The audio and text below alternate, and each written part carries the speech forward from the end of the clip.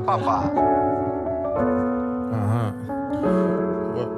Hello friends! Welcome back to another video, and welcome if you are new. I'm coming at you today with my 2021 adult favourites. There's only 8 books here, but I couldn't fit them in with my other video because it would have made my video too long. So we move. But I'm not going to be able to hold these up because I've literally just sorted out all my shelves. And I've not been well, and I'm not chugging through all my shelves to take off all these books just to put them back after a 10-minute video. So you'll have to do with graphics for now. I'm going to quickly go through what my favourites were, a little bit about them, and recommend them to you. You probably read most of, if not all of these already, and if you haven't, why haven't you? First up, and this is in no particular order by the way, it's just as they came to my brain when I was writing them down. So, first up we have eotv. Now, children, if you don't know this book, where have you been? This literally blew up. I pre-ordered this as soon as he released what the book was about. I pre-ordered it, which was like back in like January 2021 is when the pre-orders were out, I think. This did not disappoint. This follows Gabriel, who, if you've read Interview with a Vampire, I think he kind of takes the premise from the way that kind of is set up, where we are sat. Gabriel is in a prison at the time, at the start of the book, and he is telling his story to a pale blood, which is a vampire. This, for me, was such a good book. It is dense. There are a lot of people involved in this. It does flick between timelines, so we'll have a chapter where he's sort of like talking face to face with the pale blood, and then we're taken back to him telling the story. And I also like the dynamic between Gabriel and the interviewer because the interviewer trying to push a specific thing on Gabriel and trying to tell Gabriel how to tell his story, and Gabriel's like, no, it's my story, I'm going to tell it the way that I'm going to tell it because it was my life. I'm the kind of person that in my mind, if things are described well and an author can, if I can picture things in my mind, a setting, and if I can picture it as an actual scene in a film or a show, then that to me means you've got me. You've caught my attention. You know what you do. You know what you do. You know how to get into my brain. The way that it was set up, I could just imagine the scenes where they are talking face to face and they're having this like aggressively, well, not even passively aggressive, it's they're having these little bickering moments, and then in my head when it then flicks back to him telling the story, I can see it like fading out of one scene and into another, and that in my brain just, I love it when it does that. Bad side of that is this gets a bit gory, and again, because he's so good at explaining things, it gets a bit like, but I'm not a fan of blood. The gory aspects of watching any kind of programme is not my favourite thing, but it is just so good. There is rep in this as well. There is LGBTQ plus rep in this, which again, love. I also want to preface this by saying this is my opinion on the books. If you don't like Jay Kristoff as an author, please don't comment anything nasty on my video. Don't try and sway my opinion on him as a person or an author or his books. I love eotv, and I am so looking forward to being able to dive into Nevernight. I'm really hoping I can get the Litjoy ones when they come out, and yeah, that goes for the same thing for any author that I mention, and any books that I mention by these authors. I am not here to have a debate on how you feel about a particular author. So I'm going to ask that you respectfully do not comment on things like that on my videos. So, next up we have Robin Hobb, Ship of Destiny. I could have put any of the Hobb books on here, but I picked Ship of Destiny because that is the one for me that last year just stood out to me. Just a whole new trilogy within the realm of the Elderlings, where we meet Althea and Brashen and Ronica and Kefria and Malta. If you'd have seen me at the beginning of reading these books, you would not have thought Malta would have been a character that I enjoyed. Again, multi-perspective, massive world building, just genius going on with Hobb. I have absolutely no idea how these people can literally, like, pick the worlds out of the brain. If someone just, like I said, if someone describes something to me, I can imagine the world in my head, but I can't create that world. Like, the world she's created, and the characters, and all the characters are so different, to create the different personalities, and to create a character that I despise so much, like Kyle, make me feel things. I loved this ride. I will say, if you've never read Hobb before, I don't know where you've been, but Hobb is high fantasy, multi-perspective, lots of plot lines that interweave with each other. They all follow the same sort of timeline, but they are in different places, so you just switch from place to place. And if you can get easily confused about wide plots, high fantasy things, it may not be for you. It is also very slow. They have sort chunky books. The plot lines are pretty slow, but it's not slow where you're like, oh my god, really hurry up and just get to the end. It is slow because it needs to be. I feel like if she was to deliver all this information to you at a faster pace, it just wouldn't work, because there is a lot to take in, and I like to be able to sit there and digest everything. And I listen to these on bugbee along with like physically reading them. For me, that is the best way for me to imprint the fantasiness in my brain. So yes, I would 100% recommend. Bugbee is £12.99 a month, but you can get a hell of a lot of books on there. All of the Realm of the Elderling books are on there. All of the Spellslinger books are on there. Traitor's Blade, Great Cut series isn't, but all the Spellslinger books are on there.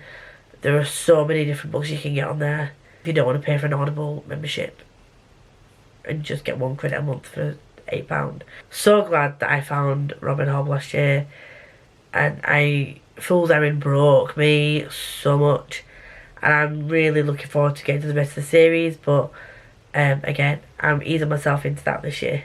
Next up we have A Dark Shade of Magic. This was one of the first series that I read in 2021, and I'm telling you right now, this has started a love affair with Victoria Schwab. Sorry, my battery died, so I had to move you. So yeah, A Dark Shade of Magic. I cannot wait to dive into the rest of Victoria Schwab's writing. I didn't initially know that this was an adult when I first picked it up. I thought it was YA, but Beck from Bewitched Becks kindly corrected me and told me that it was an adult. And I just love Kel. This is another Kel that I like. There's Kel from Spellslinger and Kel from Spellslinger and Kel from this. And just again, character development. I feel like although I do love a good plot, it's world building and characters for me. I feel like if I can get invested in the characters and get behind the characters, then it just helps me to enjoy the book a whole lot more. I gave the first one of these a 4-star, I give the second 2 5 stars, and they do get longer, and the last book took me a bit longer to get through, but I will be rereading these this year, and I cannot wait to move on to the rest of the Schwab stuff. So for those of you who don't know, A Dark Shade of Magic follows Kel, who is an Antara, and he can move between the 4 different Londons. Well, 3 different Londons, because there's a black London we don't talk about. There's red, white and grey London that he can move between, and he uses different magic to do that. And there's a black London which we don't talk about because it's not good. It's not a good place. He goes between these different Londons to pass messages between the kings and the rulers of each London, but he makes a mistake, and as a gift to himself he likes to smuggle things in and out of each London which you're not supposed to do, and he smuggles the wrong thing and all hell breaks loose. Kel also meets a lovely young lady called Lila, and she is a sassy one. I just love her. She's so funny. Kel is one of the last Antara. There is another one called Holland who's not such a nice person, should we say? But yeah, the whole series is great. I also do enjoy Rai and Alucard, who I wouldn't say the main characters, but they are like prominent characters within the probably you'd say the latter half of the second book and the third book, really. But again, so good. 10 out of 10, do recommend. The next series is a series. It is the first 3 books of this series, but I'm going to just put one up here. It's Malice by John Gwynne. I found this last year. I can't remember why I decided to read this. I think it was Sasha from the Wild Sasha. She was doing a read along for it, so I'd already bought the book and I didn't know when I was going to get around to it, so I thought, oh, I'll pick it up when she starts to read along. So glad I did. So this follows a young boy called Corbin. Well, it follows a lot of perspectives, to be fair. Again, epic fantasy, brink of war. There is a prophecy about the Black Sun and the Bright Star, and there are 2 characters. When you are following these characters, initially you don't know who is good, who is bad, if they know that they're good or bad. And at first I was just like, what? I don't understand. But the more you get into the book, then you kind of realise, like, oh, so this person's good, this person's bad. But there are so many morally grey characters within this book, and there are so many people that are being misled by other people within the book, which, oh god, it's like you really want to like a character, but then that character, you know, would be such a good character, but they're on the wrong side. And I find myself just thinking, like, wake up. Just wake up. Like, get it in your brain that you're on the wrong side and move. And, like, switch. Do you know what I mean? Like, oh, God. And do not get attached to characters. I will warn you now. You will be crying if you get too attached to characters. Being a character-driven reader, this is hard for me. This is so hard for me. Because you'll see perspectives from people and you'll be like, yes. Go, little rock star. And then they go, little rock star. Do you know what I mean? They go away. I don't really know what else to say. I find it so much harder to talk about books I love than books I don't. But I would 100% recommend, if you like high fantasy, if you like, you know, epic war, multi-POV, characters that you can really get behind and love. I will say that the characters that stick around, Carwyn, Coralyn, love, Brenna. there's a lady called Brenna who's like a witch, and she's a sassy one. She's a sassy one. And she's got a bird called Craft who just is a bit of comic relief in a book that really isn't a funny book. They just give a little bit of light relief, which this book could be so overwhelming at times, that these little bits of light relief that he drops in, so it's just so well written. Anyway, yeah, there's that. Next up we have the Fortuna Sworn series, which is just behind you. These 3 I am going to show you because they are self-published, they are amazing artwork. Can we just first off, can we just say aesthetics? Just stunning. So this is book 1, 2 and 3, and I love the little birdies on the side. And then we've got Fortuna Swan, got Restless Slumber. Oh god, look at that one, that wolf. That wolf is just so cute as well. Love the wolf. And Deadly Dreams. Artwork for these books is just amazing. And the books are also just amazing. Mental health rep in this, but trigger warnings going into this. Assault, sexual assault. I would go look up the trigger warnings for this. I don't know if she puts them in the front of the books. Yes, she does. Please be aware this novel contains scenes or themes of PTSD, rape, profanity, sexual assault, decapitation, murder, gore, sex, hallucinations, hospitalizations and kidnapping, and that is in book 3.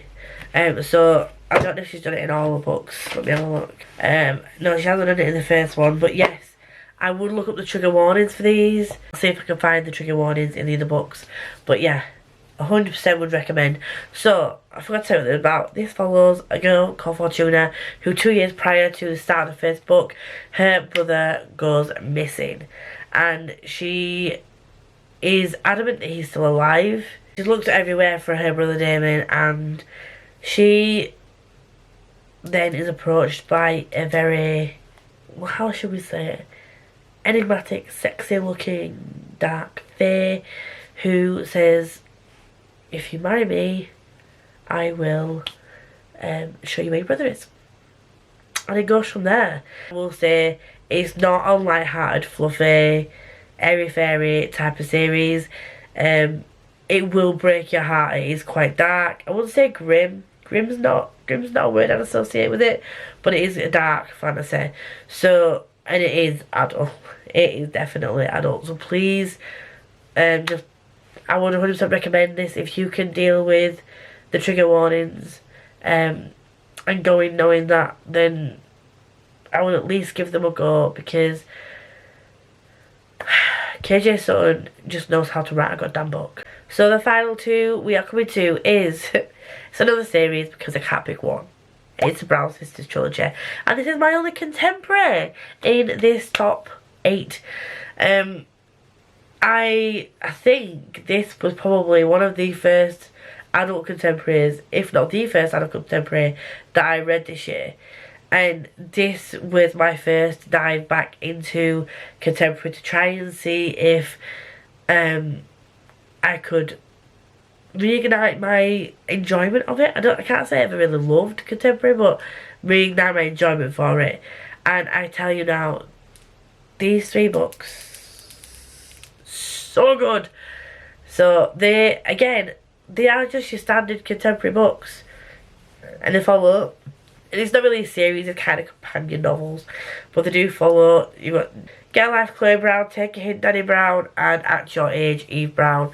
I will say, out of all 3 of them, I probably preferred Danny Brown, I want to say, maybe. These are all POC rep.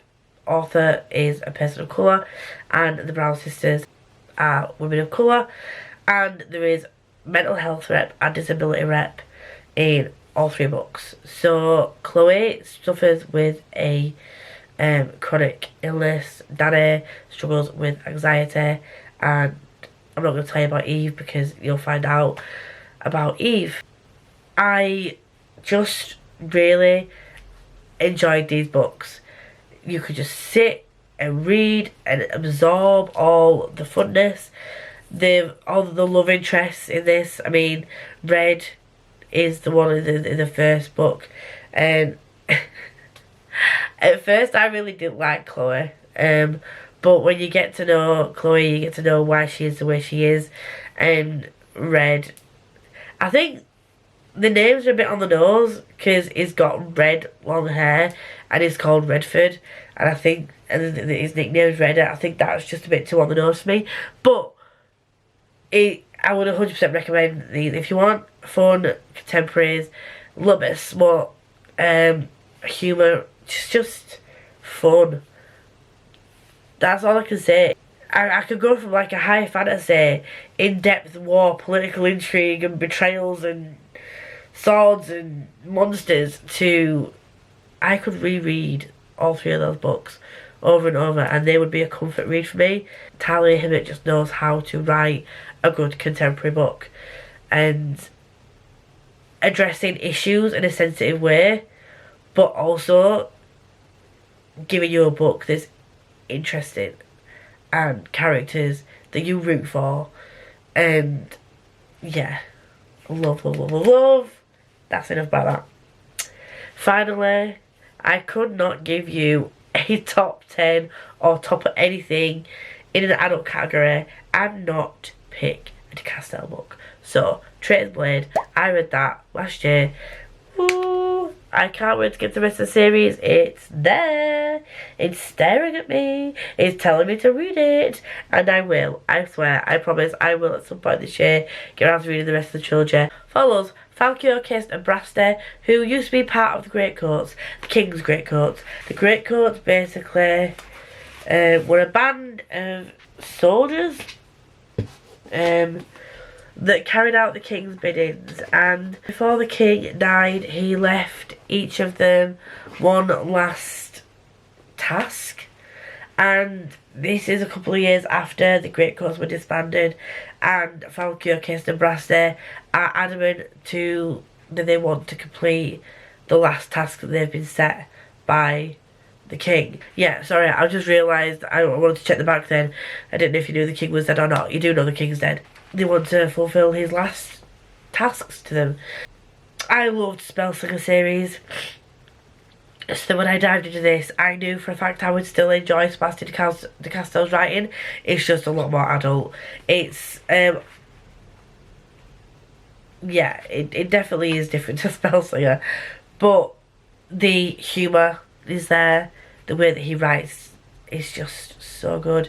He knows, again, he knows where to put the light-hearted moments and the to break up the intenseness of how serious this can get at times.